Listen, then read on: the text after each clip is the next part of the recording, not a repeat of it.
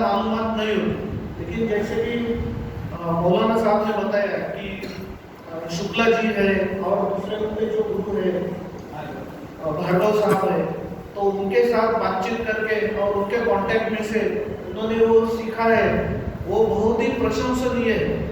क्योंकि और उन्होंने बताया कि 5 साल से वो इसके ऊपर काम कर रहे हैं।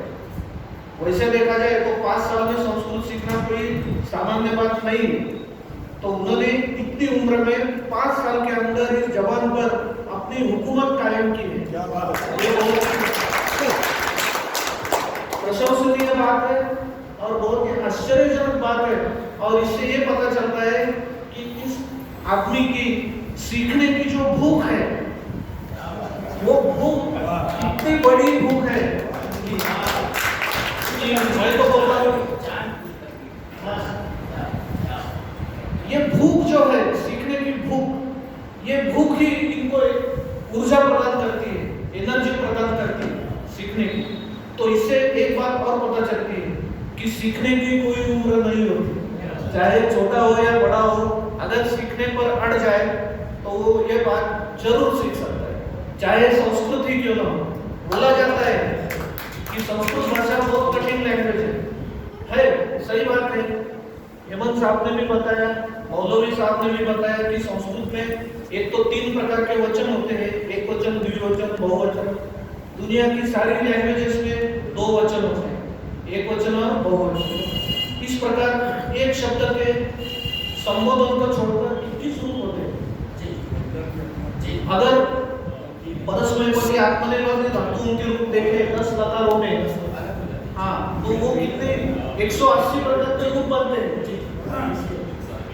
तो इन सबको याद रखना हर एक है। और ऐसे 2200 धातु है संस्कृत में, 2200 वर्ब्स। तो इस प्रकार से इसका अभ्यास करना बहुत बहुत मुश्किल है।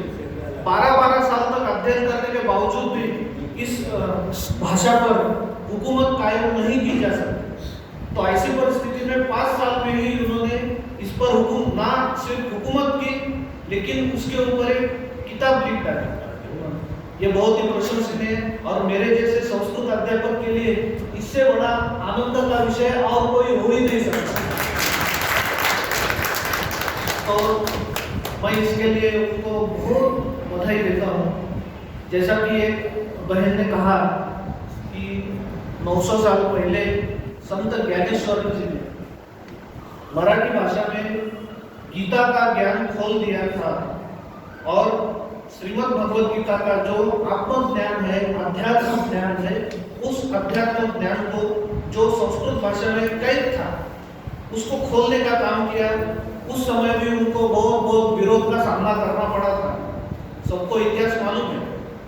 आज भी कुछ इसी प्रकार का ऐतिहासिक काम मौलाना साहब करने जा रहे हैं कि उर्दू जबान में संस्कृत लैंग्वेज को पढ़ाने की कोशिश कर रहे हैं। और हमारी अभी गुफ्तगू चल रही थी तो तब उन्होंने बताया कि इंग्लिश स्कूल के अंदर केजी लेवल के बच्चे, जो कि हमने इधर देखा, माहेश्वर सूत्र, उपसर्ग, पाणिनि सूत्र कंठस्थ करके आ रहे हैं और केजी के उम्र में कितना को कर रहे हैं, कितने दिन, सिर्फ संस्कृत लैंग्वेज में नहीं।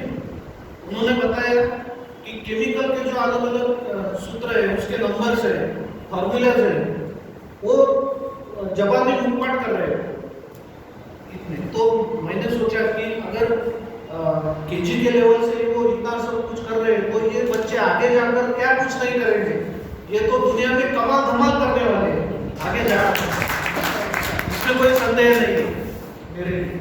तो आज बहुत सारा भाषण भी हुए हैं, बहुत सारे लोगों ने अपने अपने विचार भी व्यक्त किए हैं और मुझे इस कार्यक्रम का निमंत्रण देने के लिए मैं मौलवी साहब का और डॉक्टर साहब का बहुत ही शुक्रगुजार हूँ। और मेरे हाथों ये ऐतिहासिक काम हुआ है, इसका मुझे बहुत बहुत अभिमान है। जैसा कि इन्होंने जिक्र किया है कि Guinness book of world record में ये दर्ज होने वाला है, सवाल ही नहीं, Guinness book of world record में ये दर्ज हो या ना हो, लेकिन भारतीय बिलों में ये जरूर दर्ज होगा और इसमें कोई समस्या नहीं। और हम सारे संस्कृत प्रेमियों के मन मौलवी साहब ने जीत लिए हैं और इसके लिए हम उनको हार्दिक धन्यवाद देते हैं। और मैं पुनः एक बार तो इसी प्रकार से संस्कृत की सेवा करने का उनको और अधिक मौका मिले और हमें आनंद प्राप्त करने का मौका मिले, ऐसी आशा प्रकट करते हुए मैं अपने 2 शब्द पूरा करता हूँ।